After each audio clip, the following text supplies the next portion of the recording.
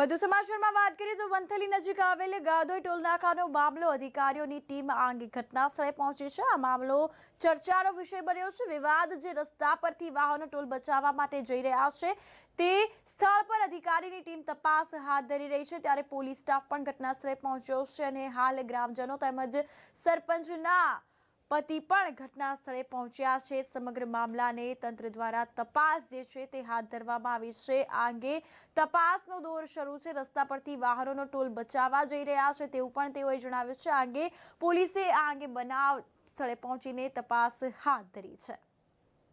આજ રોજ મને ગઈકાલે મામલતદાર સાહેબનો ફોન આવેલો સાંજે કે ભાઈ આ રીતનું ગઈકાલે ટોલ નાકાનો જે પ્રશ્ન છે, ભારે વાહનો ડાયવર્ઝન યુઝ કરી ગાદોઈ એપ્રોચ રોડનો અત્રેની કચેરીના પંચાયત હસ્તકનો જે રોડ છે એ ગાદોઈ એપ્રોચ રોડનો યુઝ કરીને બાયપાસ કરીને ટોલ નાકાથી ગાડીઓ ત્યાં જાય છે બધી, એટલે ટોલ નાકામાં બહુ નુકસાનીનો પ્રશ્ન આવે છે અને અમારા પંચાયતના રસ્તાને હેવી નુકસાન થાય છે, જેના કારણે વારંવાર રિપેરિંગ કરવાની જરૂરિયાત રહે છે। તેથી આજે મામલતદાર સાહેબે ગઈકાલે સાંજે ફોન કરીને અહીંયા રૂબરૂ સ્થળ રોજકામ માટે બોલાવેલા હતા, જે હાજર થયા છે અને જરૂરી તપાસ કરીને આગળની કાર્યવાહી માટે ઓન પેપર આ રસ્તો બતાવે છે તમારો?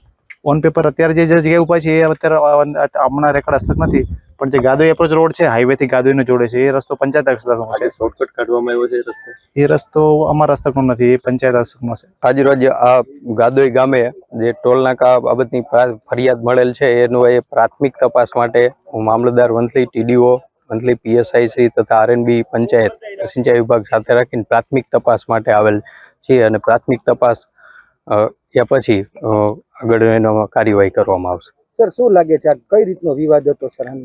હજુ પ્રશ્ન એવો વિગત મળેલ કે ટોલનાકા પરથી વાહનો છે એ આરએનબીના રસ્તા પર ગાદોઈ ગામેથી પસાર થાય છે, તો એના માટેની આજે પ્રાથમિક તપાસ માટે આ ટીમ આવેલી છે અને પ્રાથમિક તપાસ કર્યા બાદ એ ક્યાં સર્વે નંબર છે, ગૌચર છે કે શું છે એ આઈડેન્ટિફાઈ કરી કે આરએનબીનો રસ્તો છે એનો શું વિકલ્પ કરી શકાય એના માટેની પ્રાથમિક તપાસ બાદ ખ્યાલ આવશે।